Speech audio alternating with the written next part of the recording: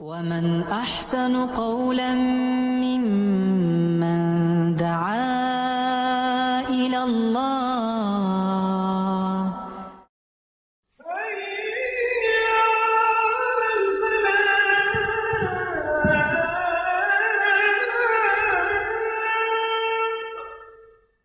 الحمد للہ وکفا وسلام علی عبادہ الذین اصطفیٰ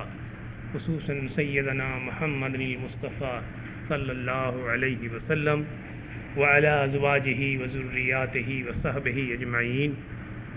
اما بعد فاعوذ باللہ من الشیطان الرجیم بسم اللہ الرحمن الرحیم۔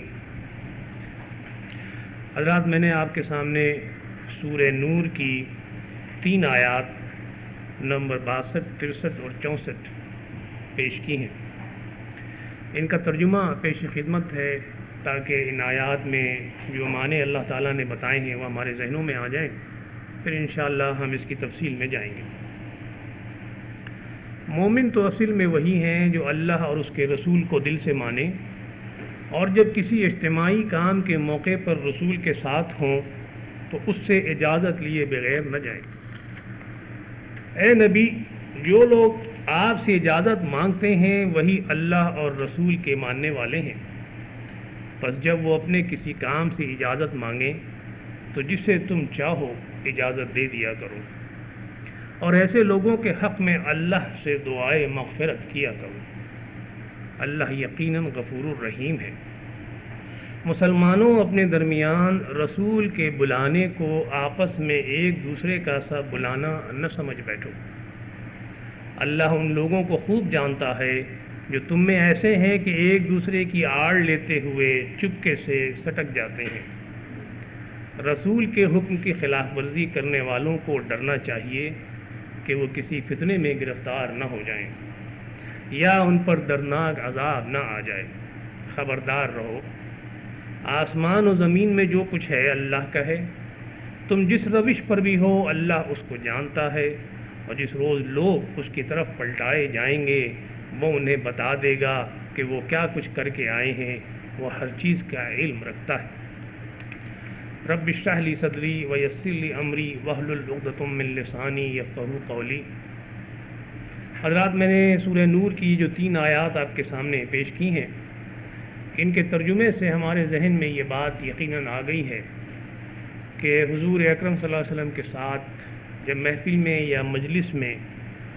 صحابہ کرام آتے تھے یا بیٹھتے تھے تو اللہ تعالیٰ نے ان کے آداب ان کے سامنے رکھے ہیں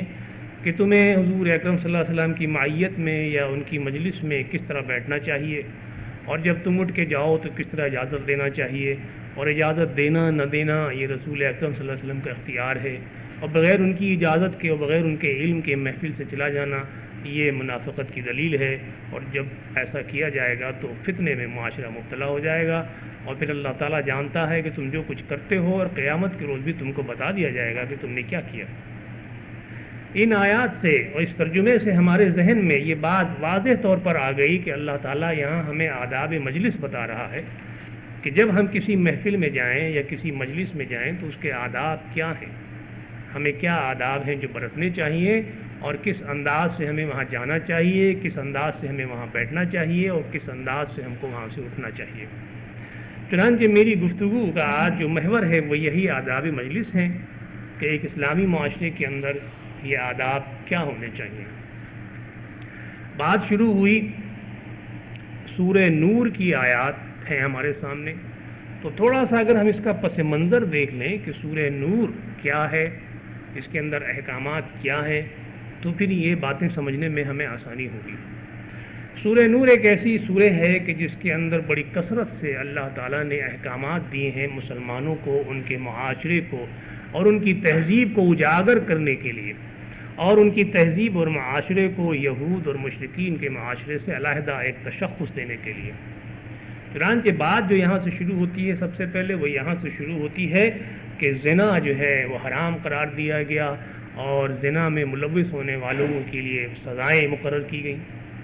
دوسری بات اس سورے کے اندر ہمارے سامنے آئی وہ یہ کہ افواہ سازی پر ہم کو یقین نہیں کرنا چاہیے، اور کوئی بات کہنے سے پہلے یا پھیلانے سے پہلے ہمیں اس کی تحقیق کر لینی چاہیے۔ تیسری بات ہمارے سامنے رکھی گئی وہ یہ کہ کسی پر بہتان نہیں لگانا چاہیے. بہتان لگانا جو ہے یہ انتہائی بڑا گناہ ہے اور اللہ تعالیٰ جو ہے ایسے گناہ کو معاف نہیں کرتا. چوتھی بات ہمارے سامنے جو اس سورے کے اندر رکھی گئی وہ یہ مرد اور عورتوں کے آپس کے میل جول اور ان کے تعلقات کے اوپر روشنی ڈالی گئی کہ محرم مرد اور محرم عورت کس طرح سے ایک دوسرے سے مل جل سکتے ہیں اور نامحرم مرد اور نامحرم عورتیں جو ہیں وہ کس طرح سے ایک دوسرے کے سامنے اگر ضرورت پڑے تو آ جا سکتی ہیں اور گفتگو کر سکتی ہیں. پھر یہ بات بھی ہمارے سامنے اس سورے میں رکھی گئی کہ بعض اوقات جب تم لوگ ظہر کے بعد اور عشاء کے بعد اپنے کمروں میں ہوتے ہو تو اس وقت اللہ تعالیٰ نے منع کیا کہ ان بچوں کو بھی کمرے میں نہ آنے دو کہ جو تھوڑا سا شعور رکھتے ہیں کہ جب تک کہ وہ اجازت نہ لے لیں. یہ بھی اسی سورے کے اندر ہمیں بتایا گیا. یہ بھی اسی سورے کے اندر ہم کو بتایا گیا کہ وہ عورتیں جو ضعیف ہو چکی ہیں اور اب انہیں خواہش جنسی باقی نہیں رہی ہے وہ اگر اپنی اوڑھنیاں یا دوپٹے اتار کے رکھ دیں اور اگر وہ مردوں کے سامنے آئیں اور ان سے گفتگو کریں بے محابہ تو اس میں کوئی حرج کی بات نہیں. اسی سورے کے اندر ہمیں ایک اور بھی بڑی عجیب بات بتائی گئی اور بڑی دلچسپ بات بتائی گئی. وہ یہ کہ تم لوگ اپنے چچا کے گھر, اپنے ماموں کے گھر, اپنے خالہ کے گھر, اپنے پھپھو کے گھر, اپنے چچا زاد, ماموں زاد, خالہ زاد اور پھپھی زاد بھائی بہن کے گھر اور اپنے ان دوست احباب کے گھر کہ جن پہ تمہیں اعتماد ہے اور ان کو تم پر اعتماد ہے اور بھائی چارہ ہے, بغیر کسی تکلف کے اور بغیر کسی اجازت کے تم کھا پی سکتے ہو. یعنی ذرا غور کیجئے کہ میں نے لفظ بغیر اجازت استعمال کیا ہے. چنانچہ اگر آپ اپنے چچا کے گھر گئے ہیں یا اپنے چچا بھائی بہن کے گھر گئے ہیں یا اپنے کسی ایسے دوست کے گھر گئے ہیں کہ جس سے آپ کی بے تکلفی ہے تو وہاں اگر آپ کچھ کھانا پینا چاہتے ہیں تو اس کی اجازت کی ضرورت نہیں ہے, آپ بغیر اجازت لیے ہوئے اس کے گھر میں کھا پی سکتے ہیں. چنانچہ یہ بھی اس سورے کے اندر حکم ہمارے سامنے آیا.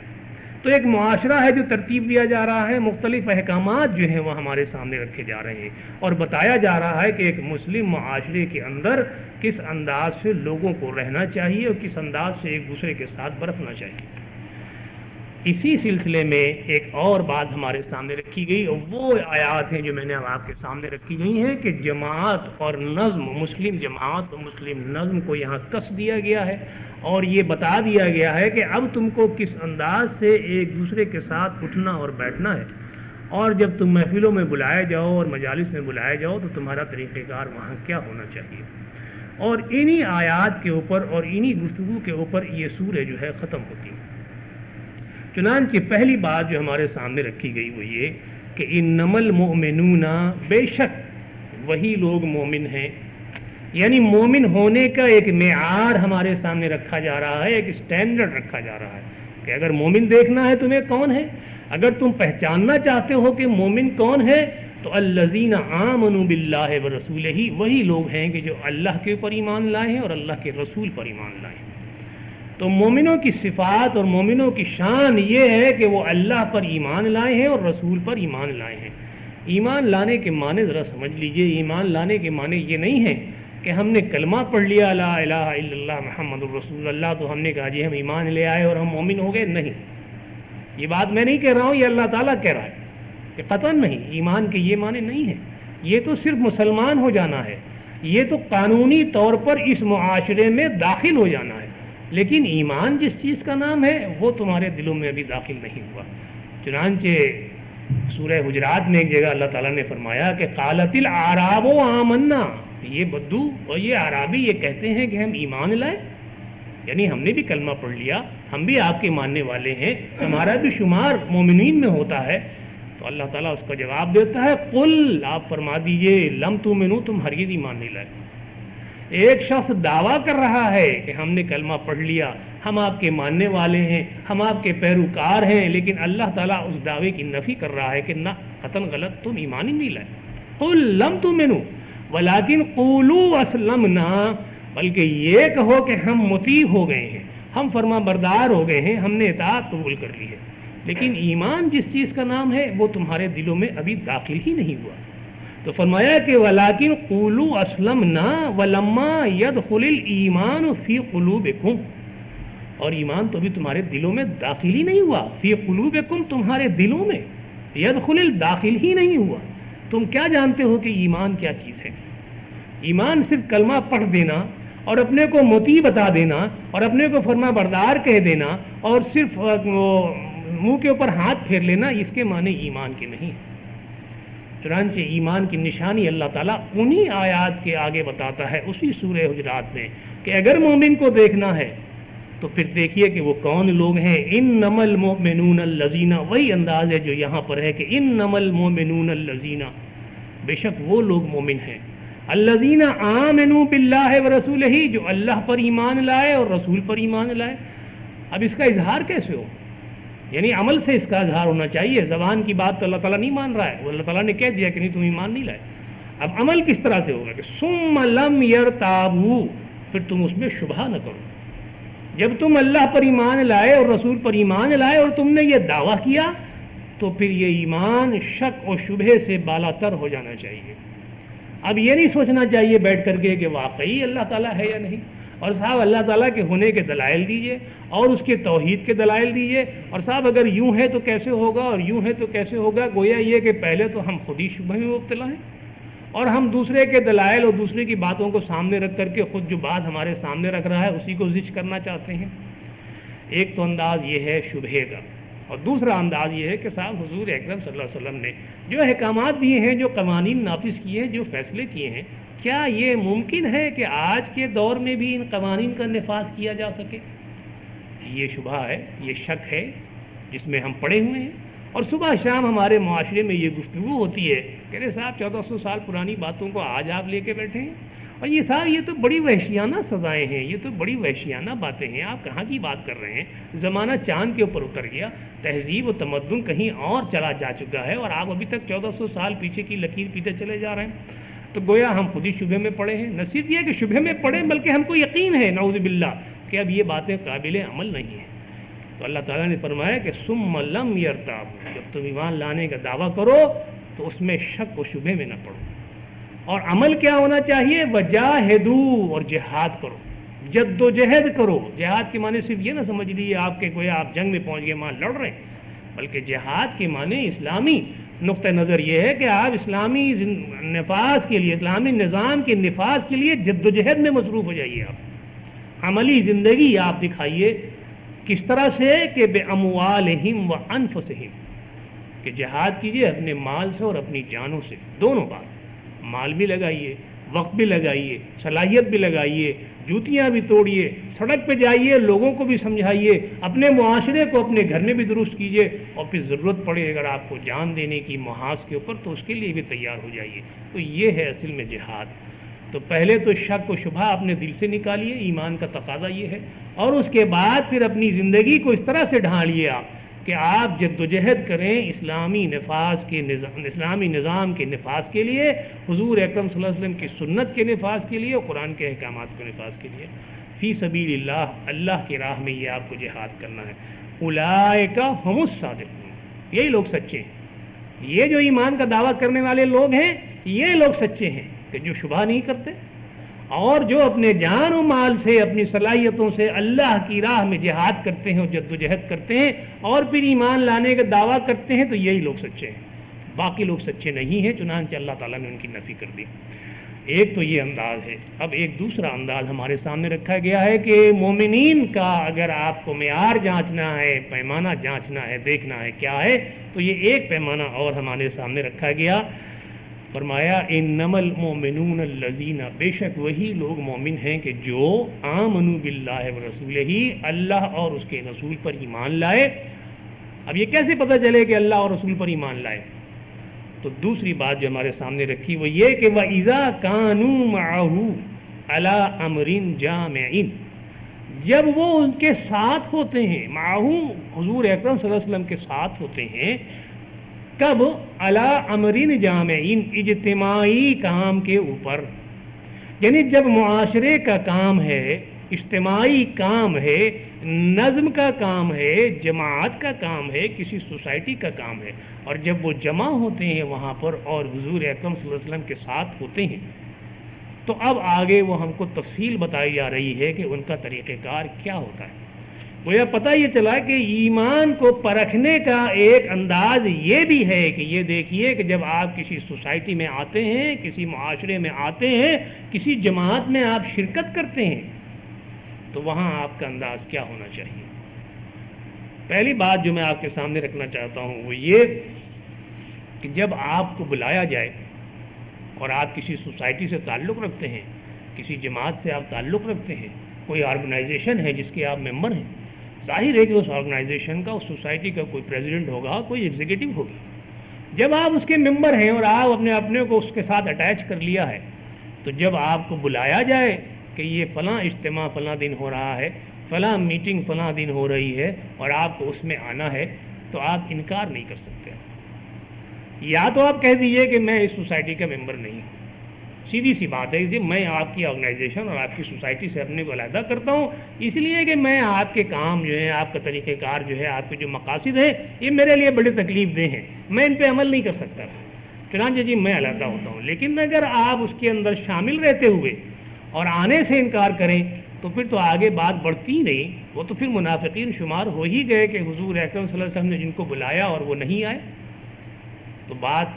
یہاں پہ ختم ہو جاتی ہے کہ پھر وہ حضور صلی اللہ علیہ وسلم کے ماننے والے ہی نہیں۔ یا کسی سوسائٹی کے ایگزیکٹو نے یا پریزیڈنٹ نے ایک میٹنگ ارینج کی ہے اور سیٹ کی ہے، اسکیجول کی ہے، اور آپ کو نوٹس بھیجا گیا ہے اور آپ نہیں آئے، تو اس کے معنی یہ ہے کہ آپ کو سوسائٹی کے اغراض و مقاصد سے دلچسپی نہیں ہے، اس کے طریقہ کار سے دلچسپی نہیں ہے، آپ کا انٹرسٹ کسی حد تک ہے کہ جہاں تک آپ کو فائدہ پہنچ رہا ہو، تو بات یہاں پہ ختم ہو جاتی۔ لیکن اگر آپ آتے ہیں، ظاہر ہے کہ آپ اس کے ممبر ہیں اور آپ آنا چاہیں گے، آپ دلچسپی رکھنا چاہیں گے، آپ کو شوق ہوگا، ذوق ہوگا کہ آپ اس کے ساتھ اپنے کو اٹیچ کیا ہوا ہے، آپ نے اس کے جو بھی پروگرام ہیں آپ کو اس میں دلچسپی لینی چاہیے اور وہاں پہنچنا چاہیے۔ تو پہلی بات تو یہ سمجھیے کہ جب آپ کی میٹنگ اسکیجول کی گئی ہے اور آپ کو بلایا گیا ہے اور آپ کو وہاں پہنچنا ہے، تو پھر اب اندر داخل ہونے کے لیے اجازت لینے کی ضرورت نہیں۔ حضور اکرم صلی اللہ علیہ وسلم جب کسی کو بلایا کرتے تھے اور اپنا ایلچی یا سفیر بھیجتے تھے کہ جاؤ اس کو بلا کے لاؤ، تو چونکہ حضور صلی اللہ علیہ وسلم کو بھی معلوم ہے کہ یہ شخص آنے والا ہے اور دربان کو بھی معلوم ہے کہ یہ شخص بلایا گیا ہے، چنانچہ وہ لوگ جب آتے تھے تو اجازت نہیں لیتے تھے اور اندر داخل ہو جایا کرتے تھے، اور کبھی حضور صلی اللہ علیہ وسلم نے ان سے یہ نہیں کہا کہ تم پہلے باہر جاؤ، اجازت لو پھر آؤ۔ لیکن ایسے واقعات ہمیں ملتے ہیں کہ جہاں ایسے لوگ ملنے آئے کہ جو ان اسکیجولڈ تھے، ان ایکسپیکٹڈ تھے، جن کو بلایا نہیں گیا تھا، خود سے پہنچ گئے تھے، جب وہ اندر داخل ہوئے حضور صلی اللہ علیہ وسلم کے حجرے میں تو حضور صلی اللہ علیہ وسلم نے فرمایا کہ پہلے باہر جاؤ۔ تم کیسے اندر آئے؟ باہر جاؤ اور اجازت لو، جب تمہیں اجازت ملے تب اندر آؤ۔ چنانچہ یہ حدیث ہے کہ آپ جب کسی ایسی جگہ پہنچ رہے ہیں کہ جہاں آپ کو بلایا نہیں گیا ہے، آپ وہاں ایکسپیکٹڈ نہیں ہیں، آپ اس کے ممبر نہیں ہیں،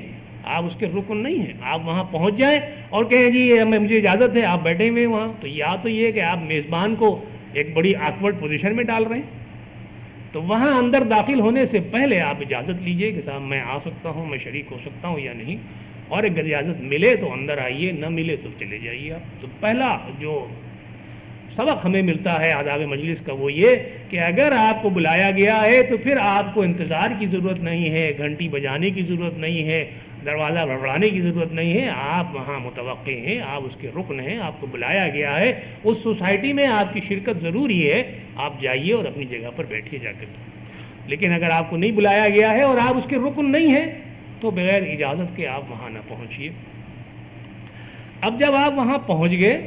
یعنی اذا کانوا معه، جب آپ ان کے ساتھ ہیں، اب آپ نے مفسرین نے یہ بتایا ہے کہ یہ سارے احکامات جو بتائے جا رہے ہیں حضور صلی اللہ علیہ وسلم کے معاشرے کے، یہ سب کے سب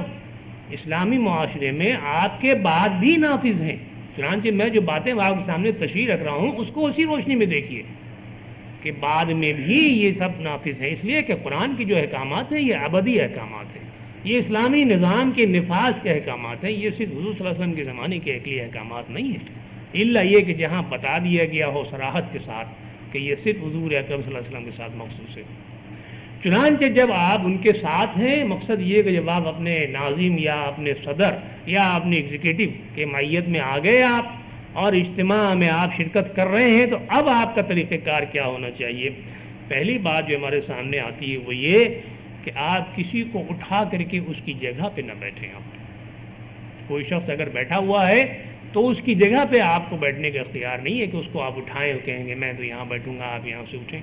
چنانچہ حدیث ملتی ہے ہمیں حضرت عبداللہ ابن عمر رضی اللہ تعالیٰ عنہما کا کہ متفق علیہ حدیث ہے یہ کہ لا یقیم الرجل الرجل من مجلسہ ثم مجلس فیہ ولکن تفسحوا وتوسعوا، کوئی مرد کوئی انسان کسی انسان کو اٹھا کر کے اس کی جگہ پر نہ بیٹھے، لیکن جب کوئی شخص آ جائے مجمع میں تو پھر مجمع والوں کو یہ چاہیے کہ اس کے لیے کشادگی پیدا کریں، اس کے لیے وسعت پیدا کریں اور اس کو جگہ دیں بیٹھنے کے لیے، اس لیے کہ وہ بھی اس معاشرے کا فرد ہے، اس سوسائٹی کا رکن ہے، اس آرگنائزیشن کا ایک ممبر ہے، چنانچہ اس کے لیے بھی جگہ مہیا کی جانی چاہیے۔ لیکن کسی کو اٹھا کر کے کسی جگہ نہیں بیٹھا جا سکتا۔ لیکن یہ بات اپنے ذہن میں رکھیے کہ ہر سوسائٹی میں ہر آرگنائزیشن میں بعض لوگ خصوصیت رکھتے ہیں، چنانچہ ان کی جگہ مخصوص ہو سکتی ہیں اور ان کو قریب بلا کر کے بٹھایا جا سکتا ہے اور وہاں سے عام ارکان یا عام ممبرز جو ہیں ان کو ہٹایا جا سکتا ہے۔ چنانچہ اس کی ہمیں مثال ملتی ہے کہ حضرت عمر رضی اللہ تعالیٰ عنہ کی جب محفل ہوا کرتی تھی، مجلس میں وہ بیٹھتے تھے تو بڑے بڑے ایسے لوگ آتے تھے جو اپنے سردار تھے اپنے قبیلوں کے، اور جب ان کے بعد حضرت خباب بن عرت، حضرت بلال، ایسی شخصیتیں آتی تھیں تو آپ ان لوگوں کو اٹھا دیا کرتے تھے اور حضرت خباب اور حضرت بلال کو اپنے پاس بٹھایا کرتے تھے۔ ایک دفعہ کسی سردار نے یہ کہا کہ صاحب آپ یہ کیا کرتے ہیں، ہم لوگ تو سردار ہیں اپنے قبیلے کے اور یہ لوگ تو معمولی لوگ ہیں، آپ ان کی وجہ سے ہمیں اٹھا دیتے ہیں آپ۔ تو آپ نے فرمایا کہ یہ سابقون الاولون ہیں، تم تو آج مسلمان ہوئے ہو، یہ تو شروع سے مسلمان ہیں، یعنی ہماری جماعت جو ہے، ہماری جو تنظیم ہے، اس کے لیے ان کی جو قربانیاں ہیں اور ان کے جو جذبات ہیں اور ان کا جو مقام ہے وہ تمہارا نہیں ہے، تم ہوگے اپنے گھر کے ہوگے، حاکم ہوگے، سردار ہوگے، لیکن ہماری جو ایک تنظیم ہے، جو جماعت ہے، جو مذہب ہے، جو تہذیب ہے، اس میں ان کا مقام تم سے اونچا ہے۔ چنانچہ وہ ان کو اپنے قریب بٹھایا کرتے تھے۔ تو اسی طرح سے کسی بھی آرگنائزیشن میں یا کسی بھی تنظیم میں یہ کیا جا سکتا ہے کہ جگہیں مخصوص کر دی جائیں ان لوگوں کے لیے کہ جو اس جماعت کے اکابرین ہیں اور جن کا کنٹریبیوشن اس کے لیے زیادہ ہے عام لوگوں کے مقابلے میں۔ پھر دوسری بات جو ہمارے سامنے آتی ہے وہ یہ کہ جب آپ وہاں مجلس میں ہیں تو دو آدمیوں کے درمیان میں گھس کر کے بیٹھنے کی کوشش نہ کریں۔ منع کیا گیا اس سے کہ ممکن ہے کہ دو بھائی جو قریب بیٹھے ہیں وہ ایک دوسرے سے زیادہ محبت کرتے ہیں، ایک دوسرے سے ان کی دوستی زیادہ ہے، ایک دوسرے سے کسی معاملے میں وہ کنسلٹیشن کرنے کے لیے بیٹھے ہیں، بہت سی باتیں ہو سکتی ہیں۔ چنانچہ جب تک کہ اجازت نہ لی جائے ان دونوں سے، ان دونوں کے درمیان میں نہیں بیٹھنا چاہیے، الا یہ کہ جگہ خالی ہو پہلے ہی۔ تو فرمایا کہ لا تجلس بین اثنین الا باذنہما، یہ حضرت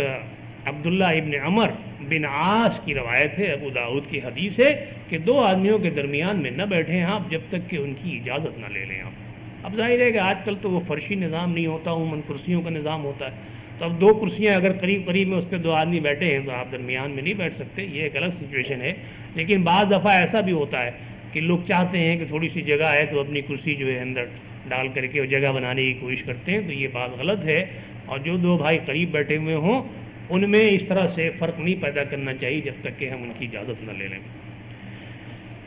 تیسری بات یہ کہ جب کسی مجلس سے یا محفل سے اٹھ کر کے کوئی شخص تھوڑے دیر کے لیے جائے تو وہ جگہ اس کی خالی رہنی چاہیے، اس کی جگہ پہ کسی دوسرے کو آ کر کے نہیں بیٹھنا چاہیے۔ بہت سے مواقع ایسے ہوتے ہیں کہ انسان حوائج ضروریہ کے لیے جاتا ہے اٹھ کر کے، انسان کو کسی کام کے سلسلے میں بھیج دیا جاتا ہے تھوڑی دیر کے لیے، مدرس ہو سکتا ہے، مقرر ہو سکتا ہے کہ وہ اپنی جگہ سے اٹھ کر کے ڈائس کے اوپر آ کر کے تقریر کر رہا ہے، اس کے بعد اس جگہ جا کر کے بیٹھے گا۔ تو ایسے بہت سے مواقع آتے ہیں کہ انسان اپنی جگہ چھوڑتا ہے وقتی ضرورت کے تحت، تو وہ جگہ جو ہے وہ اس کی خالی رہنی چاہیے اور کوئی دوسرا شخص جو ہے اس کی جگہ پہ نہ بیٹھے۔ چنانچہ حضرت ابو ہریرہ رضی اللہ تعالیٰ عنہ کی روایت ہے، مسلم کی حدیث ہے کہ من قام من مجلسہ ثم رجع الیہ فہو احق بہ، کہ جو اپنی مجلس سے اٹھے، اپنے نشست سے اٹھے اور پھر وہ واپس آئے وہاں پر، تو اسی کا حق زیادہ ہے اس جگہ کے لیے۔ تو آداب مجلس میں سے ہمیں تیسرا ادب یہ معلوم ہوا کہ جو جگہ وقتی طور پر چھوڑی جائے اس کو پر نہ کیا جائے جب تک کہ یہ معلوم نہ ہو جائے کہ یہ شخص اب چلا گیا ہے، اب نہیں آئے گا۔ وہ جگہ اس کی خالی رہنی چاہیے تاکہ جب وہ واپس آئے تو اسی جگہ پر بیٹھے۔ چوتھی بات یہ کہ فرمایا صحابہ کرام نے کہ ہم جب پہنچتے تھے کسی مجلس کے اندر یا کسی محفل کے اندر تو مجلس کے سرے کے اوپر بیٹھتے تھے، یعنی جہاں پر لوگوں کی حد ختم ہوتی تھی وہیں جا کر کے ہم بیٹھتے تھے. لیکن ہمارے یہاں بدقسمتی سے یہ رواج نہیں ہے. ہمارے یہاں طریقہ کار کیا ہے کہ ہم بہت دور بیٹھتے ہیں اور یا ہم راستے میں بیٹھ جاتے ہیں. اب ذرا آپ مسجد کو تھوڑا سا اپنے ذہن میں لائیے. آپ کیا کرتے ہیں لوگ مسجدوں میں؟ سامنے کی سطحیں خالی ہیں، اس کو پر نہیں کریں گے، پیچھے بیٹھ جائیں گے، راستے میں بیٹھ جائیں گے، چلنے میں آپ کو دشواری پیدا ہوگی. یا تو آپ پھلانگتے ہوئے جائیں، جو منع کیا گیا کہ دو بھائیوں کے درمیان میں سے نہ گھسیں آپ، جس کو منع کیا گیا کہ مسجد کے اندر دو بھائیوں کے کندھوں کو پھلانگتے ہوئے نہ جائیں، اللہ تعالیٰ اس سے سخت ناراض ہوتا ہے، یہ حدیث. لیکن اور بھی محفلوں میں آپ کہیں گئے ہیں تو لوگ کیا کرتے ہیں کہ پیچھے کی نشست بھر لیتے ہیں اور سامنے کی نشستوں پہ جا کے نہیں بیٹھتے. نتیجہ یہ ہوتا ہے کہ بعد والے جو صاحب آتے ہیں یا تو وہ سب کو پھلانگتے ہوئے آگے جائیں اور محفل کو اور پارٹی کو یا جو بھی میٹنگ ہے اس کو ڈسٹرب کریں، اور یا پھر وہ بھی وہیں پیچھے کھڑے ہو جاتے ہیں، اس لیے کہ ان کا بھی انداز فکر یہی ہوتا ہے کہ پیچھے ہی رہو تو زیادہ اچھا ہے، جب موقع ملے تو ہم باہر چلے جائیں گے. ہم دروازے کو بلاک کر دیتے ہیں اور لوگ آنے جانے میں دقت محسوس کرتے ہیں. تو یہ طریقہ جو ہے یہ بھی غلط ہے. ہم کو چاہیے کہ جب ہم کسی میٹنگ میں گئے ہیں، کسی محفل میں گئے ہیں، تو جہاں ایگزیکٹو ہے یا جہاں پریزیڈنٹ ہے یا جہاں اسپیکر ہے، دائس ہے، پہلے اس کی قریب کی جگہوں کو پر کریں ہم، پھر اس کے بعد اس کے پیچھے جگہ پر ہوتی چلی جائیں تاکہ بعد میں آنے والے لوگوں کے لیے دقت کا باعث نہ ہو. اور اگر وہ آگے آ کر کے بیٹھنا چاہیں، درمیان میں آ کے جگہ خالی ہے بیٹھنا چاہیں، تو پھر میٹنگ ڈسٹرب نہ ہو اس سے. تو یہ ہمیں سکھایا گیا کہ اسلامی تہذیب یہ ہے کہ آگے کی نشستیں پہلے آپ پر کریں اور پیچھے اس صورت میں بیٹھیں جبکہ مجمع جو ہے پر ہو چکا ہو. دروازے پہ نہ کھڑے ہوں اور سرے سے مجمع سے لگ کر کے بیٹھیں، مجمع سے دور نہ بیٹھیں. آپ سے کہا جائے کہ بھئی آپ اتنی پیچھے کیوں بیٹھے، بھائی آگے آئیے، نہیں صاحب بالکل ٹھیک ہے، میں ٹھیک بیٹھا ہوں، بہت آرام سے بیٹھا ہوں. آپ آرام سے تو بیٹھیں، اس میں تو کوئی شبہ ہی نہیں ہے. لیکن محفل کے آداب کے خلاف بات ہے کہ آپ محفل سے دور ہو کر کے، مجمع سے دور ہو کر کے بیٹھیں، جبکہ آپ کو مجمع کے ساتھ بیٹھنا چاہیے اور آپ اپنے کو مجمع سے علیحدہ نہ کریں. آپ چنانچہ یہ وہ باتیں ہیں جو ہمارے سامنے آتی ہیں کہ اذا کانوا معه علی امر جامع، جب اجتماعی کام کے سلسلے میں بات یہ ہو رہی ہے کہ اس کام کے سلسلے میں جو پوری پارٹی، پوری کمیٹی یا پوری سوسائٹی جس پہ غور کر رہی ہے، اس وقت کے یہ آداب ہیں. لیکن اگر کوئی مہمان کسی سے ملنے گیا ہے، تھوڑی دیر بیٹھا، وہ اپنی ضرورت کے تحت بیٹھے گا، پھر جب اس کو وقت ہوگا وہ چلا جائے گا، وہ ایک الگ سچویشن ہے. تو اسی لیے کہا گیا امرین جامعین، یعنی وہ کام کہ جو پورا مجمع جس میں انٹرسٹڈ ہے، پورے مجمع کی فلاح و بہبود کے لیے جس میں بات ہو رہی ہے، یا جو پروگرام ایسا رکھا گیا ہے کہ جس میں ہر ایک کو شرکت کرنی. اب ایسی جگہوں پر جب آپ پہنچتے ہیں تو ہمارا طریقہ کیا یہ ہوتا ہے کہ ہم گئے، تھوڑی دیر بیٹھے اور پھر ہم خود ہی اٹھے اور چلے آئے. ہم نے اجازت لینے کی زحمت بھی گوارا نہیں کی. ہم نے جو لوگ منتظمین ہیں ان سے پوچھنے کی یا ان کو بتانے کی زحمت بھی گوارا نہیں کی. چنانچہ یہاں یہ بات ہمارے سامنے رکھی جا رہی ہے کہ لم یذهبوا، یہ لوگ نہیں جاتے، حتی یستاذنوا، کہ جب تک کہ وہ ان کی اجازت نہیں لے لیتے. یعنی اب آپ کسی محفل میں پہنچے ہیں، وہاں آپ کی موجودگی ضروری ہے، آپ کو بلایا گیا ہے، آپ رکن ہیں اس معاشرے کے، اس تہذیب کے، اس سوسائٹی کے، تو آپ نہیں جائیں گے وہاں سے جب تک کہ آپ کو اجازت نہ دے دی جائے. اجازت دینے والے وہی لوگ ہوں گے جو میر مجلس ہوں گے، یا جنہوں نے یہ کمیٹی یا میٹنگ آرگنائز کی ہوگی، یا جو پریزیڈنٹ ہے جس کے ہاتھ میں بھی آپ نے یہ اختیار دیا ہے. تو ایک مسلمان جو ہے پھر کسی ایسی محفل سے اٹھ کر کے نہیں جائے گا کہ جب تک کہ وہ اجازت نہ لے لے. لیکن صرف اجازت لے لینا کافی نہیں ہے. ذرا غور کیجئے، اس کو حق نہ سمجھیے آپ کہ صاحب ہم جا رہے ہیں میٹنگ میں، ہم تھوڑی دیر بیٹھیں گے، آدھے گھنٹے بیٹھیں گے اور اس کے بعد جی ہم اجازت لے کے چلے جائیں گے. ہم اجازت مانگنا تو آپ کا حق ہے، لیکن اجازت مل جانا یہ آپ کا حق نہیں ہے. اجازت دینا نہ دینا یہ پریزیڈنٹ کا یا جو بھی میر محفل ہے یا اس وقت جس کو بھی آپ نے اپنا وہ بنایا ہوا ہے، یہ اس کا اختیار ہے کہ وہ چاہے اجازت دے اور چاہے اجازت نہ دے. یہی بات آگے ہمارے سامنے رکھی جا رہی ہے کہ ان الذین یستاذنونک، کہ جو لوگ آپ سے اجازت مانگتے ہیں، یعنی اجازت مانگنا ضروری قرار دیا گیا. تو فرمایا کہ جو لوگ آپ سے اجازت مانگتے ہیں، اولئک الذین یؤمنون باللہ ورسولہ، یہی لوگ ہیں جو اللہ پر ایمان لائے ہیں اور اس کے رسول پر ایمان لائے ہیں. تو یہ معیار ہمارے سامنے آیا ایمان کا ایک کہ جب آپ ایسی نشستوں میں جائیں، ایسی محفلوں میں جائیں، ایسی میٹنگز میں جائیں تو اجازت مانگیے اگر آپ کو جانا ہے، بغیر اجازت لیے ہوئے نہ جائیے. اور جو لوگ بغیر اجازت لیے ہوئے چلے جاتے ہیں وہ مومن نہیں ہیں، لاکھ اپنی زبان سے دعویٰ کرتے رہیں. تو فرمایا کہ جو لوگ اجازت مانگتے ہیں وہی مومن ہیں، وہی اللہ پر ایمان لائے ہیں اور رسول پر ایمان لائے ہیں. لیکن اجازت مانگنا اور چیز ہے اور اجازت کا مل جانا اور چیز ہے. یہ حق نہیں ہے کہ ہم کہہ آپ نے فلاں کو تو اجازت دے دی، آپ نے کہہ دیا کہ آپ جائیے، آپ مجھے نہیں دیتے اجازت. تو اجازت مانگنے والے کا حق نہیں ہے یہ کہ اس کو لازماً اجازت مل جائے. یہ اختیار اس شخص کو ہے کہ جو مجلس کا اس وقت آرگنائزر ہے یا جو پریزیڈنٹ ہے، جو پریزائڈ کر رہا ہے مجلس کو، اس کا اختیار ہے کہ اجازت دے یا نہ دے. چنانچہ فرمایا فَإِذَا اسْتَأْذَنُوكَ لِبَعْضِ کہ جب وہ اپنے کسی کام کے سلسلے میں آپ سے اجازت مانگیں کہ صاحب میں جانا چاہتا ہوں، ذرا مجھے دیر ہو رہی ہے، مجھے فلاں کام ہے، تو ذرا صاحب اجازت دے دیجیے آپ. فَأَذَن لِمَنْ شِئْتَ فَأَذَن پس آپ اجازت دے دیجئے لمن جنہیں آپ شئتا چاہیں، جنہیں آپ چاہیں انہیں اجازت دے دیجئے، جن کو آپ مناسب سمجھیں انہیں اجازت دے دیجئے. یہ نہیں ہے کہ ہر شخص کا حق ہے، جیسے میں نے آپ کو بتایا. اجازت لینا مانگنا اور بات ہے، مانگنے کا حق ہے اور مانگنا چاہیے، اس لیے کہ یہ مومن کی نشانی ہے کہ اگر آپ جانا چاہتے ہیں تو اجازت مانگیے، بغیر مانگے ہوئے نہ جائیے، خود سے نہ جائیے اٹھ کر کے آپ. لیکن جنہیں آپ چاہیں انہیں اجازت دے دیں. پتہ یہ چلا کہ جو پریزیڈنٹ ہے، جو میٹنگ کنڈکٹ کر رہا ہے، جو آرگنائزر ہے اس وقت، وہ اس کا اختیار رکھتا ہے کہ وہ کسی ممبر کو وہاں سے جانے کی اجازت دے یا نہ دے، یا کہہ دے کہ نہیں تھا آپ کی بڑی ضرورت ہے یہاں میں، آپ نہیں جا سکتے، ابھی آپ تشریف رکھیے. اور جس کو محسوس کرے کہ اس کی کوئی خاص ضرورت نہیں ہے اسے وہ کہہ سکتا ہے کہ ہاں آپ جائیے. تو فرمایا کہ فَأَذَن لِمَنْ شِئْتَ شِئْتَ جسے آپ چاہیں، آپ چاہیں، لمن جسے آپ چاہیں انہیں اجازت دے دیں. منہم ان میں سے، یعنی اجازت مانگنے والوں میں سے جنہیں آپ چاہیں انہیں اجازت دے دیجیے اور جنہیں نہ چاہیں انہیں اجازت نہ دیجیے. بات یہاں پہ ختم نہیں ہوئی کہ صاحب آپ نے اجازت مانگی تو آپ مومن ہیں، آپ کو اجازت نہیں ملی تو کوئی بات نہیں، آپ بیٹھ گئے، اور اجازت ملی تو آپ چلے گئے، اور توقع یہ ہوتی ہے عموماً کہ اجازت مل جائے گی. لیکن اللہ تعالیٰ نے اس اجازت مانگنے کو بھی پسند نہیں کیا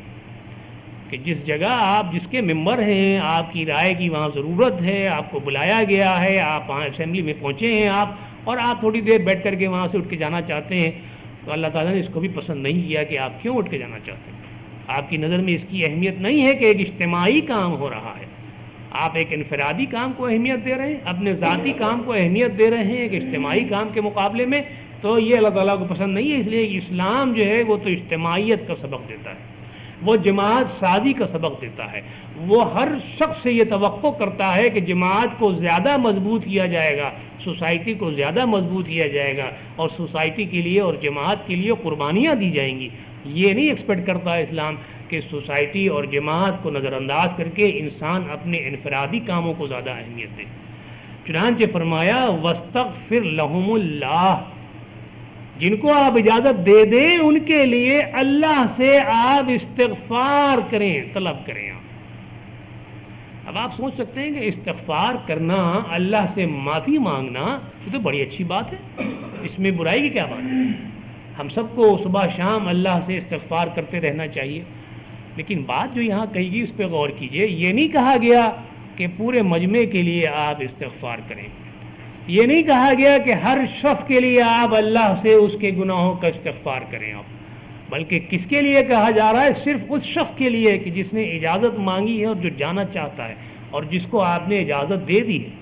اس کے لیے اللہ سے مغفرت چاہیے کہ یہ شخص جو ہے اس نے اپنے انفرادی کام کو اہمیت دے دی ہے اجتماعی کام کے پر، اس نے اپنے کو پورے مجمع سے بالا تر قرار دیا. اس نے کہ صاحب ہوتی رہے یہ میٹنگ، ہمیں اس میٹنگ کی پرواہ نہیں، ہمارا تو فلاں ضروری کام ہے، مجھے تو جانا ہے.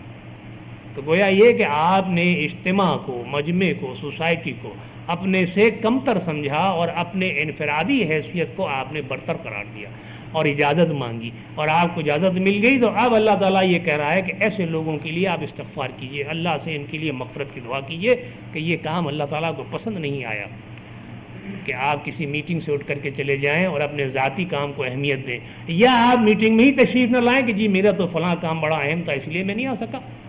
اور ہم صبح شام یہ بہانے کرتے ہیں، جی ہمیں تو کسی کو ایئرپورٹ سے لانا تھا، ہمیں تو کسی کو ایئرپورٹ چھوڑنا تھا، ہم تو جی گھر سے نکل رہے تھے تو وہ مہمان آ گئے، وہ تو جی ایسا ہوا کہ میں ذرا سو گیا، وہ تو جی ایسا ہوا کہ میں ذرا ٹی وی کی خبریں سن رہا تھا، وہ تو یوں ہو گیا تو وہ ہو گیا۔ پتہ یہ چلا کہ ہمارے انفرادی کام، ہماری انفرادی خواہشات، ہماری انفرادی ضروریات اجتماع کے اوپر، سوسائٹی کے اوپر زیادہ اہمیت رکھتی ہیں۔ ہمیں ایسی سوسائٹی میں اگر جب تک فائدہ ہو رہا ہے تو ٹھیک ہے ہمارے ہیں، جب تک فائدہ نہیں ہو رہا ہے اور جہاں ہمارے کام میں مخل ہو رہی ہیں باتیں تو جی ہمیں پھر ایسی سوسائٹی کی ضرورت نہیں ہے۔ بالکل یہی بات اللہ تعالیٰ ہمارے سامنے رکھ رہا ہے کہ اول تو یہ لوگ آتے نہیں ہیں، اور اگر آتے ہیں تو جلدی جانا چاہتے ہیں، اور اگر یہ بھی محسوس کرتے ہیں کہ ہمیں اجازت نہیں لے گی تو بغیر اجازت ملے ہوئے چلے جاتے ہیں، لیے ہوئے چلے جاتے ہیں۔ یہ بات بھی آگے ہمارے سامنے رکھی جا رہی ہے۔ فرمایا کہ ان اللہ غفور الرحیم، اللہ تعالیٰ تو مغفرت کرنے والا ہے، رحم کرنے والا ہے، لہذا آپ ان کے لیے مغفرت کی دعا کیجئے کہ ان کا یہ عمل جو ہے پسندیدہ نہیں۔ یہ بات آگے آئے گی کہ بہت سے ایسے لوگ ہیں جو بغیر اجازت لیے بھی چلے جاتے ہیں، لیکن اس سے پہلے بیچ میں ایک اور بات آ گئی یہاں پر، بلائے جانے والی، جو میں نے شروع میں آپ کو بتایا کہ جب بلایا جاتا ہے تو اول تو آتے نہیں، میں اہمیت ہی نہیں دیتے اس کو کہ جی ہم کسی سوسائٹی سے، کسی آرگنائزیشن سے تعلق رکھتے ہیں، اس کا کوئی نظم ہے، اس کی کوئی میٹنگ ہے، ہمیں بلایا گیا ہے تو ہمیں جانا چاہیے وہاں، لیکن ہم اہمیت نہیں دیتے، ہم اپنی مرضی ہے گئے نہیں گئے۔ تو یہی بات اب یہاں پہ رکھی جا رہی ہے۔ اللہ تعالیٰ کا انداز کلام یہ ہوتا ہے کہ جب کوئی بات اہم ہوتی ہے تو اس کو پہلے رکھ دیتا ہے، اور اس کے بعد پھر اسی تسلسل سے کوئی بات جو رہ گئی ہو تو اس کو بعد میں بیان کرتا ہے۔ چنانچہ اب یہ بات ہمارے سامنے آ رہی ہے کہ لا تجعلوا دعاء الرسول بینکم، آپس میں حضور صلی اللہ علیہ وسلم کے پکارنے کو، اس دعا کے 3 معنی بتائے ہیں مفسرین نے یہاں، تینوں صحیح ہیں۔ دعا کے معنی پکارنا بھی ہے، دعا کے معنی بلانا بھی ہے، دعا کے معنی دعا دینا بھی ہے، تینوں معنی ہیں۔ دعا دینا، پکارنا، مخاطب کرنا اور بلانا، تینوں معنی ہیں۔ چنانچہ فرمایا کہ لا تجعلوا دعاء الرسول بینکم، رسول کے بلانے کو یا رسول کے دعا دینے کو یا رسول کے مخاطب ہونے کو آپس میں اس طرح نہ بناؤ کا دعائے بعضکم بعضا، کہ جس طرح سے تم آپس میں ایک دوسرے کے ساتھ کرتے ہو۔ یہاں مفسرین نے بتایا کہ ان میں ایک بات جو ہے وہ تو صرف رسول اکرم صلی اللہ علیہ وسلم کے ساتھ مخصوص ہے، باقی 2 انداز جو ہے یہ ہر پریزیڈنٹ، ہر ناظم اور ہر حاکم کے ساتھ اس کے اوپر اس کا اپلیکیشن ہو سکتی ہے۔ جو بات حضور اکرم صلی اللہ علیہ وسلم کے ساتھ مخصوص ہے وہ یہ کہ حضور صلی اللہ علیہ وسلم اگر کسی کو دعا دے دیں تم میں سے تو اس دعا کو یہ نہ سمجھو کہ جیسے کہ تم ایک دوسرے کو دعا دیتے ہو، اس لیے کہ حضور صلی اللہ علیہ وسلم نے اگر کسی کو دعا دے دی تو اس کے نصیبوں کا کیا کہنا، اور اگر کسی کو بد دعا دے دی تو اس کی بد نصیبی کا کوئی مقام نہیں۔ چنانچہ حدیث میں ہمیں یہ ملتا ہے کہ ایک شخص ولید بن ربیہ، ولید بن عتبہ ہے یا ولید بن ربیہ، مجھے نام نہیں یاد آ رہا اس وقت، ولید نام مرحل ہے، وہ حضور صلی اللہ علیہ وسلم سے جب بھی ملتا تھا تو حضور صلی اللہ علیہ وسلم کو برا بھلا کہتا تھا، تانے اور تشنے کی بات کیا کرتا تھا۔ حضور صلی اللہ علیہ وسلم اتنے تنگ آ چکے تھے اس شخص سے کہ ایک دفعہ آپ نے کہا کہ اے اللہ اپنے کتوں میں سے ایک کتا اس کے اوپر مسلط فرما دے۔ یہ بڑی مشہور حدیث ہے یہ اور متفق علیہ حدیث ہے کہ اپنے کتوں میں سے ایک کتا اس پہ مسلط فرما دیجیے۔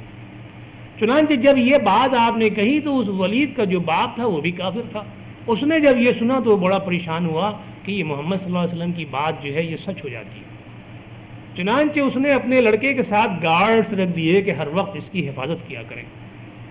لیکن کرنا یہ ہوا کہ جب تجارت پیشہ تھا، آپ سب جانتے ہیں قریش کا پیشہ تجارت تھا، تجارت کے لیے جب یہ چلا اس کا لڑکا اور باپ بھی ساتھ میں تھا اور وہ گارڈز بھی ساتھ میں تھے، ایک مجمع چلا کرتا تھا تجارت میں، 1-2 آدمی تو نہیں جاتے تھے۔ ایک جگہ یہ پہنچے، وہاں پر ایک گرجا تھا ٹوٹا پھوٹا، تو گرجا کا جو پادری تھا اس سے انہوں نے کہا کہ بھئی یہاں رات ہم گزارنا چاہتے ہیں، تمہیں اجازت دے دو۔ اس نے کہا ٹھیک ہے آپ گزاریں، لیکن یہاں پر آس پاس شیر اور چیتے بہت ہیں جو رات کو حملے کرتے ہیں۔ وہ ڈرا، باپ جو ہے اس کا وہ ڈرا، اس نے کہا کہ بھائی دیکھو کہیں ایسا نہ ہو کہ وہ محمد نے جو ان کے بددعا دی ہے یہ پوری نہ ہو جائے، تو یہ کرتے ہیں کہ میں اپنے بیٹے کو بیچ میں سلاتا ہوں اور ہم لوگ دائرہ بنا کر کے لیٹتے ہیں اس کے گرد، تاکہ اگر کوئی جانور آئے حملہ کرنے تو پہلے ہم لوگ اس کو ریزسٹ کریں، پھر وہ اگر ہم نہ ہوں تو ایک الگ بات ہے کہ چلو ہم ناکام ہوئے تو پہنچ گیا وہاں، لیکن روایات میں یہ آتا ہے کہ رات کو وہ جانور آیا اور اس جانور نے چھلانگ لگائی اور چھلانگ لگا کے چاروں طرف جو لوگ سو رہے تھے ان کو چھوڑا اس نے، چھوڑ کر کے درمیان میں وہ ولید نامی شخص جس کو حضور صلی اللہ علیہ وسلم نے بددعا دی تھی اس پر حملہ کیا اس نے اور اس کو چیر پھاڑ کر کے وہ چلا گیا۔ صبح جب یہ لوگ سو کر کے اٹھے تو اس کی اتنی آواز تک نہیں نکل سکی اس شخص کی کہ وہ جاگتے اور دیکھتے کہ کیا ہوا اس کے ساتھ۔ صبح جب وہ اٹھے تو انہوں نے دیکھا کہ جانور چیر پھاڑ کر کے اس کو برابر کیا ہوا ہے۔ تو حضور صلی اللہ علیہ وسلم کی دعا اور ان کی بددعا یہ خصوصیت ہے ان کے ساتھ۔ ان کی دعا کا کیا کہنا، آپ نے فرمایا کہ اے اللہ یہ ابو جہل اور عمر میں سے کوئی ایک جو ہے اسلام میں شامل فرما دے۔ حضرت عمر چنانچہ حضور صلی اللہ علیہ وسلم کی مراد کہلاتے ہیں، اور آپ نے دیکھا کہ اس دعا کو قبول کیا اللہ تعالیٰ نے، حضرت عمر جو ہیں وہ اسلام کے اندر داخل ہوئے۔ تو آپ کی دعا اور آپ کی بد دعا، جس کو آپ دعا دیتے ہیں اس کے نصیبوں کا کیا کہنا، اور جس کو آپ بد دعا دیتے ہیں تو پھر اس کی بد نصیبی کا کوئی حساب نہیں اس کا۔ تو یہ تو خاص رسول اکرم صلی اللہ علیہ وسلم کے ساتھ ہے۔ لیکن باقی دو باتیں جو ہیں کہ بلانا، اب اگر آپ کسی آرگنائزیشن سے تعلق رکھتے ہیں اور آپ کی ایگزیکٹو یا آپ کا سیکریٹری یا آپ کا پریزیڈنٹ اگر آپ کو نوٹس بھیجتا ہے اور بلاتا ہے تو مفسرین نے یہ تشریح کی ہے کہ اس کو عام لوگوں کا بلانا آپ نہ سمجھیں۔ آپ جس جماعت سے تعلق رکھتے ہیں، جس سوسائٹی سے تعلق رکھتے ہیں، آپ کو ان کے بلانے کے اوپر جانا ہے، آپ انکار نہیں کر سکتے آپ جب تک آپ اس کے ممبر ہیں۔ اسی طرح سے اگر آپ ایک دوسرے سے بات کرتے ہیں اور اپنے کسی بڑے سے بات کرتے ہیں جو آپ سے بڑا ہے، علم کے اندر بڑا ہے، حیثیت میں بڑا ہے، رتبے میں بڑا ہے، معاشرے میں بڑا ہے، عمر میں بڑا ہے، رشتے میں بڑا ہے، تو اس کو بھی آپ اس طرح سے بات نہ کریں کہ جیسے آپس میں ایک دوسرے سے آپ بات کرتے ہیں۔ چنانچہ اسی لیے آپ دیکھیے کہ ہمیں یہ سکھایا جاتا ہے کہ اپنے والد کا نام نہ لو، والدہ کا نام نہ لو، بڑے بھائی کو بھائی جان کہو، آپا جان کہو، خالہ جان کہو، مامو جان کہو، چچا جان کہو، اس لیے کہ یہ تہذیب ہے کہ یہ لوگ بڑے ہیں رشتے میں کم سے کم، اور وہ لوگ بھی جو علم میں بڑے ہیں ان کو بھی ہم لوگ ان کے آگے پیچھے عالم یا فاضل یا مولوی یا حضرت وغیرہ لگا کر کے، یا اور بھی جو صورتحال ہے، ڈاکٹرز ہیں، انجینئرز ہیں، کوئی نہ کوئی ایسی ہم ٹائٹل لگاتے ہیں، اس انداز سے ان سے گفتگو کرتے ہیں کہ ان کا وقار اور ان کی عزت جو ہے وہ بڑھے، کم نہ ہو۔ تو یہ بات ہمیں یہاں بتائی جا رہی ہے کہ جب آپ ان سے گفتگو کریں تو اس انداز سے گفتگو کریں کہ ان کی توقیر ہو، ان کی عزت ہو۔ چنانچہ حدیث ہے کہ من لم یرحم صغیرنا ولم یوقر کبیرنا فلیس منا ولم یعرف حقا کبیرنا فلیس منا، دونوں طرح سے یہ حدیث آئی ہے کہ جو اپنے چھوٹوں کے اوپر رحم نہیں کرتا، شفقت اور رحمت کا برتاؤ نہیں کرتا، اور جو اپنے بڑوں کی توقیر نہیں کرتا یا جو اپنے بڑوں کا حق نہیں پہچانتا وہ ہم میں سے نہیں۔ تو پتہ یہ چلا کہ جو ہم سے بڑے ہیں معاشرے میں، رتبے میں، حیثیت میں، علم میں، عمر میں، کسی بھی حیثیت سے، تو ہمیں ان کی توقیر کرنی چاہیے، ہمیں ان کی عزت کرنی چاہیے، اور ہمیں اس انداز سے گفتگو نہیں کرنی چاہیے کہ جیسے آپس میں ایک دوسرے کے دوست جو ہیں وہ گفتگو کرتے ہیں۔ تو فرمایا کہ لا تجعلوا دعاء الرسول بینکم کدعاء بعضکم بعضا، رسول کے بلانے کو یا رسول کے پکارنے کو یا رسول کی دعا کو آپس میں اس طرح نہ سمجھو جیسے کہ تم ایک دوسرے کو بلاتے ہو یا پکارتے ہو یا دعا دیتے ہو۔ اب اس کے بعد وہ بات آ رہی ہے جو میں نے آپ کے سامنے رکھی کہ اگر اجازت نہیں ملی تو بغیر اجازت لیے ہی چلے گئے، یا پوچھنے کی زحمتی گوارا نہیں کی، پہلے ہی معلوم ہے کہ صاحب اجازت شاید نہ ملے، لہٰذا خاموشی سے دروازے کے قریب بیٹھے اور وہیں سے باہر سے نکل گئے، پتہ ہی نہیں چلا پریزیڈنٹ کو یا سیکریٹری کو یا آرگنائزر کو کہ صاحب وہ آدمی آیا بھی تھا یا نہیں، اور اگر آیا تو کہاں ہے، تلاش کی جا رہی۔ فرمایا قد یعلم اللہ الذین یتسللون منکم لواذا، یعنی اللہ تعالیٰ جو ہے وہ خوب جانتا ہے کہ تم ایک دوسرے کی آڑ لیتے ہوئے چپکے سے سٹک جاتے ہو۔ وہ لوگ جو ایک دوسرے کی آڑ لیتے ہوئے پیچھے ہو گئے، تھوڑا پیچھے بیٹھے، دروازے کے قریب بیٹھے، اور پھر آڑ میں موقع دیکھا کہ ابھی توجہ ادھر نہیں ہے اور وہ چپکے سے سٹک گئے، تو اللہ تعالیٰ یہ کہہ رہا ہے کہ اللہ تعالیٰ اس کو خوب جانتا ہے کہ جو لوگ اس طرح سے آڑ لے کر کے ایک دوسرے کی اور چپکے سے محفل سے یا مجلس سے یا میٹنگ سے اٹھ کر کے چلے جاتے ہیں، تو اللہ تعالیٰ نے ان کو پسند نہیں کیا، بغیر اجازت کے چلے گئے یہ لوگ، وہ ضرورت ہی محسوس نہیں کی انہوں نے۔ فرمایا فَلْيَحْذِرِ الَّذِينَ يُخَالِفُونَ عَنْ أَمْرِهِ، جو اس کے حکم کی خلاف ورزی کرتے ہیں جو لوگ، یعنی اللہ تعالیٰ نے یہ جو احکامات بیان کیے ہیں تو جو لوگ اس کی خلاف ورزی کرتے ہیں، یخالفون فَلْيَحْذَرِ الَّذِينَ، تو ان لوگوں سے ڈرو، ان لوگوں کو ڈرنا چاہیے جو رسول کے حکم کی خلاف ورزی کریں، اپنے آرگنائزیشن کے جو بھی کنڈکٹ کر رہا ہے میٹنگ اس کی خلاف ورزی کریں، اپنے ایگزیکٹو کے احکامات کی خلاف ورزی کریں اور بغیر اجازت لیے ہوئے چلے جائیں، تو ان کو ڈرنا چاہیے، ان کو اللہ تعالیٰ سے ڈرنا چاہیے۔ اب ذرا غور کیجئے کہ امر کا لفظ استعمال کیا گیا، حکم ہے لفظ، امر کے معنی حکم، تاکید۔ یہ جو احکامات ہمارے سامنے آئے ہیں، میں ذرا مختصراً آپ کو بتاؤں ایک بات کہ یہ پوری سورہ نور جو میں نے آپ کے سامنے رکھی ہے اور جس کے احکامات مختصراً بتائے ہیں، یہ سب کے سب فرض ہیں ہمارے اوپر۔ ان میں کوئی یہ گنجائش باقی نہیں ہے کہ صاحب یہ سفارش ہے، یہ مستحب ہے، کر لیا تو کر لیا، نہیں کیا تو نہیں، کوئی بات نہیں۔ اللہ تعالیٰ فرماتا ہے کہ سورۃ انزلناہا وفرضناہا، یعنی سورہ نور کے بارے میں فرما رہا ہے کہ سورۃ انزلناہا وفرضناہا وانزلنا فیہا آیات بینات لعلکم تذکرون۔ کوئی اور سورہ اس انداز سے شروع نہیں ہوئی، صرف سورہ نور جو ہے اس انداز سے شروع ہوئی کہ سورۃ انزلناہا، یہ ایک سورت ہے جس کو ہم نے نازل کیا، وفرضناہا، اور ہم نے اس کو فرض کر دیا۔ لفظ ذرا غور کیجئے، فرض کر دیا، مقصد یہ ہے کہ یہ نافذ کر دی ہے ہم نے۔ اس میں کوئی اب یہ بات نہیں ہے سامنے آئی کہ یہ سنت ہے، یہ مستحب ہے، یہ جائز ہے، یہ ناجائز ہے، نہیں، اللہ تعالیٰ نے خود ہی فرض قرار دیا ہے کہ اس سورے کے اندر جو احکامات ہیں، جو ہدایات ہیں، یہ سب کے سب فرض ہیں، ان کے اوپر عمل کرنا۔ اور اس لیے تاکہ تم یاد رکھو، یعنی یہ نہیں ہے، جو آیات ہیں بڑی کھلی ہوئی واضح نشانیاں ہیں، واضح آیات ہیں، کوئی ایسی آیت نہیں کہ جس کے بارے میں آپ کہہ سکیں گے جی یہ ہمارے سمجھ میں نہیں آئی۔ فرمایا کہ آیاتم بینات، یہ وہ آیات ہیں جو بالکل واضح ہیں، آسان ہیں، صاف ہیں، لعلکم تذکرون، تاکہ تم سبق سیکھو اور تاکہ تم ان کو یاد رکھو۔ تو یہ جو اب احکامات ہمارے سامنے آئے ہیں، یہ اللہ تعالیٰ نے ان کو فرض قرار دیا ہوا ہے۔ پھر فرمایا یہ بھی ایک جگہ کہ لوگ سنتے ہیں اور سن کر کے بات آئی گئی ختم ہو جاتی۔ تو سورہ انفال میں ایک جگہ فرمایا کہ وَلَا تَكُونُوا كَالَّذِينَ قَالُوا سَمِعْنَا وَهُمْ لَا يَسْمَعُونَ، ان لوگوں کی طرح سے نہ ہو جاؤ کہ جو یہ کہتے ہیں کہ ہم نے سنا لیکن وہ سنتے نہیں ہیں، یعنی بات ایک کان سے سنی دوسرے کان سے اڑا دی، یا اگر یہاں گفتگو ہو رہی ہے، درس ہو رہا ہے تو جی سن لیا ہم نے، ٹھیک ہے، اب یہاں سے باہر نکلے تو پھر بات ختم، اور یا اگر یاد بھی رہی اور جب موقع آیا اس کے اوپر عمل کرنے کا تو پھر بلا کے بیٹھ گئے۔ تو یہ وہ لوگ ہیں کہ جو اہمیت نہیں دیتے اللہ کے احکامات کو، رسول کے احکامات کو اور آداب مجلس کو، کہ جو اللہ تعالیٰ نے ہمارے سامنے یہاں سورہ نور میں رکھی ہیں اور جن کو فرض قرار دیا ہے۔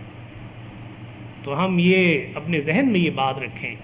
کہ جب قرآن کے احکامات ہم کو ملے، رسول کی سنت ہم کو ملے اور وہ ہمارے اوپر فرض قرار دے دی جائے، تو پھر بحیثیت مسلمان کے ہمیں اس پر عمل کرنا لازم ہے، اور یہ مومن ہونے کی نشانی بتائی گئی ہے کہ مومن حقیقتاً وہی لوگ ہیں۔ پھر فرمایا کہ اگر ایسا کریں گے تو ان تصیبہم فتنۃ او یصیبہم عذاب علیم، یعنی یہ اگر ایسا کریں گے تو یا تو یہ کسی فتنے میں مبتلا ہو جائیں گے، یہ دنیا کی بات ہو رہی ہے کہ اللہ تعالیٰ اب بتا رہا ہے کہ یہ نہ سمجھو تم کہ ہمارے یہ احکامات جو ہم نے تم کو دیے ہیں اور اگر تم نے سنی انسنی کر دی اور اس پر عمل نہیں کیا تو یا تو تم کسی فتنے میں مبتلا ہو جاؤ گے، او یصیبہم عذاب علیم، یا پھر ان پر کوئی عذاب علیم نافذ ہوگا، دردناک عذاب نافذ ہوگا۔ دنیا میں بھی اللہ تعالیٰ نے بتا دیا کہ تم مصیبت میں مبتلا ہوگے اگر تم نے ان احکامات پر عمل نہیں کیا، پر آخرت میں بھی تمہارا حساب کتاب ہوگا اور وہاں دردناک عذاب تم کو دیا جائے گا۔ بہت کم قرآن میں آپ کو ایسی جگہ ملیں گی کہ جہاں اللہ تعالیٰ نے دنیا میں بھی عذاب کی تاکید کر دی ہو کہ اس عمل کے اوپر تم کو دنیا میں بھی سزا دی جائے گی۔ چنانچہ یہاں حضرت جعفر صادق رحمۃ اللہ علیہ نے اس کی تشریح یہ کی ہے کہ یہ فتنہ کیا چیز ہے کہ جس میں ایسے لوگ یا یہ معاشرہ یا یہ سوسائٹی جو اللہ تعالیٰ کی ان احکامات کے اوپر عمل نہیں کرتی کس فتنے میں مبتلا ہو جائے گی۔ آپ نے تشریح کی کہ ایسے لوگوں کے اوپر پھر ظالم حکمراں جو ہے وہ مسلط کر دیے جاتے ہیں، یعنی آپ نے ان لوگوں کے خلاف اپنے تعاون، ان لوگوں کے ساتھ اپنے تعاون کا اظہار نہیں کیا کہ جو آپ کے ساتھ نرم خو ہیں، نرمی کا طریقہ اختیار کرتے ہیں، اور آپ اپنی مرضی سے میٹنگز میں آتے ہیں، اپنی مرضی سے چلے جاتے ہیں، دل چاہا آئے، دل چاہا نہیں آئے تو بغیر اجازت لیے چلے گئے، اور اگر اجازت بھی مانگ رہے ہیں تو پھر لڑ رہے ہیں کہ جی فلاں سے کوئی اجازت دی، آپ نے مجھے اجازت نہیں دی۔ تو یہ انداز جب اختیار کر لیتی ہے کوئی قوم، تو پھر اس کے اوپر ایک ظالم حکمران مقرر کر دیتا ہے اللہ تعالیٰ، اس لیے کہ پھر تو وہ سزائیں دیتا ہے، وہ ظلم توڑتا ہے۔ پھر وہ جانتا ہے کہ یہ وہ قوم ہے کہ جو اپنے کو کسی نظم و ضبط میں نہیں دیتی،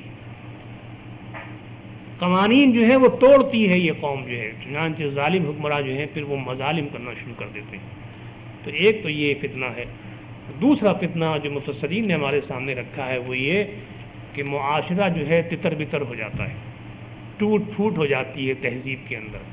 پھر نفسا نفسی کا عالم طاری ہو جاتا ہے، پھر وہ جو اجتماعیت ہوتی ہے، جو اتحاد ہوتا ہے، جو قوت ہوتا ہے، قوت پیدا ہوتی ہے، وہ بالکل ختم ہو جاتی ہے معاشرے کے اندر سے، اس لیے کہ پھر ہر شخص اپنے اپنے مفاد کی خاطر اور اپنے اپنے مصلحت اور آرام کی خاطر فیصلہ اپنے ہاتھ میں لے لیتا ہے کہ جی مجھے کب جانا ہے کب نہیں جانا، اور اگر جانا ہے تو کب وہاں سے آ جانا ہے، اور اگر پوچھنا ہے کہ نہیں پوچھنا ہے، یہ سب کے سب ہر شخص اپنے ہاتھ میں یہ بات لے لیتا ہے۔ تو اس سے معاشرہ جو ہے وہ ٹوٹ پھوٹ کا شکار ہوتا ہے، سوسائٹی جو ہے وہ خراب ہو جاتی ہے، کمزور ہو جاتی ہے، اور نفسا نفسی کا عالم پیدا ہو جاتا ہے۔ تو یہ ایک فتنہ ہے، جس سوسائٹی کے اندر یہ چیز ڈیولپ کر جائے تو ظاہر ہے کہ پھر وہ سوسائٹی متحد ہو کر کے کسی بھی ظلم کے خلاف، کسی بھی فتنے کے خلاف، کسی بھی حملے کے خلاف، کسی بھی ایسی قوت کے خلاف کہ جو اس سوسائٹی کو توڑنا چاہتی ہو، منتشر کرنا چاہتی ہو، متحد ہو کر کے کھڑی ہو کر کے مقابلہ نہیں کر سکتی۔ پھر فرمایا، آخری آیت ہے کہ الا، کہ ہرگز نہیں، ان للہ ما فی السماوات والارض، سب کچھ زمین و آسمان میں جو کچھ ہے سب اللہ ہی کے لیے ہے۔ اگر آپ اپنے ذاتی مفاد کی خاطر، اپنے ذاتی کام کی خاطر، اپنے ذاتی اس کے مال کی خاطر، اپنے ذاتی عزت و وقار کی خاطر، اپنے ذاتی پریسٹیج کی خاطر آپ یہ سارے قوانین جو ہے توڑتے ہیں، یہ احکامات توڑتے ہیں مجلس کے، تو یہ آپ سمجھ لیجیے کہ یہ دنیا میں جو کچھ بھی ہے یہ سب اللہ کے لیے ہے، آپ کے لیے نہیں ہے، اللہ ہی ان کا مالک ہے۔ آپ یہ نہ سمجھیں کہ آپ انفرادی طور پر عمل کر کے آپ اپنے کو کسی بڑے اونچے مقام کے اوپر لے جائیں گے یا آپ کو کوئی بڑی چیز حاصل ہو جائے گی۔ اللہ جب کہا جائے اس کے معنی ہرگز نہیں، یہ جو آپ کے ذہن میں تصورات ہیں ان کو گہر ذہن سے نکال دیجیے آپ۔ ان للہ ما فی السماوات والارض، زمین اور آسمان میں جو کچھ بھی ہے یہ سب اللہ کے لیے ہے۔ قد یعلم ما انتم علیہ، اور اللہ تعالیٰ یہ بھی جانتا ہے کہ تم جس روش پر تھے، تمہارے ذہن میں کیا بات تھی، تمہارا یہ عمل کیوں اس طرح سے ہوا کہ ان احکامات اور ان آداب کے خلاف ہوا، اللہ تعالیٰ اس کو جانتا ہے۔ وَيَوْمَ يُرْجَعُونَ إِلَيْهِ، اور جس روز لوگ پلٹائے جائیں گے اللہ کی طرف، اللہ تعالیٰ سب بتا دے گا ان کو کہ حقیقت یہ تھی۔ فَيُنَبِّئُهُم بِمَا عَمِلُوا، کہ جو کچھ انہوں نے عمل کیا وہ اللہ تعالیٰ انہیں آگاہ کر دے گا۔ يُنَبِّئُهُم نبا سے بنا ہے، نبا کے معنی خبر کے ہیں، اسی سے نبی بنا ہے، نبی کے معنی خبر دینے والا، آگاہ کر دینے والا۔ تو اس دن وہ لوگوں کو بتا دیا جائے گا کہ تمہارا عمل کیا تھا، تمہاری نیت کیا تھی، تمہارا طریقہ کیا تھا، تم نے کیوں ایسا کیا، سب بتا دیا جائے گا۔ چنانچہ ایک جگہ فرمایا کہ وَوَجَدُوا مَا عَمِلُوا حَاضِرًا، کہ تم جو کچھ بھی عمل کرو گے وہ تمہارے سامنے حاضر کر دیا جائے گا۔ ایک جگہ فرمایا کہ يُنَبَّأُ الْإِنسَانُ يَوْمَئِذٍ بِمَا قَدَّمَ وَأَخَّرَ، اس دن انسان کو یہ بتا دیا جائے گا کہ اس نے کیا چیز آگے کی اور کیا چیز پیچھے کی، کس چیز کو اہمیت دے دی اس نے اور کس چیز کو نظر انداز کر دیا۔ اہمیت کس کو دی جانی چاہیے تھی اس کو اہمیت نہیں دی، اور جس چیز کو اہمیت نہیں دی جانی چاہیے تھی اس کو اہمیت دے دی۔ تو یہ سب اللہ تعالیٰ اس دن بتا دے گا، اس دن انسان کو خبردار کر دیا جائے گا کہ دیکھو تمہارا عمل یہ تھا۔ واللہ بکل شیء علیم، اور اللہ تعالیٰ جو ہے وہ ہر چیز کا علم رکھتا ہے، کوئی چیز اس سے چھپی ہوئی نہیں ہے۔ آپ محفل سے اپنی چیز چھپا لیں، میٹنگ سے چھپا لیں، اپنے آرگنائزیشن سے چھپا لیں، اپنے پریزیڈنٹ سے چھپا لیں، اپنے سیکریٹری سے چھپا لیں، لیکن حقیقت یہ ہے کہ اللہ تعالیٰ ہر چیز کا علم رکھتا ہے، اس سے کوئی چیز چھپی ہوئی نہیں ہے۔ تو معاشرے کو مضبوط کرنے کے لیے، اس سوسائٹی کو مضبوط کرنے کے لیے کہ جس کے آپ رکن ہیں،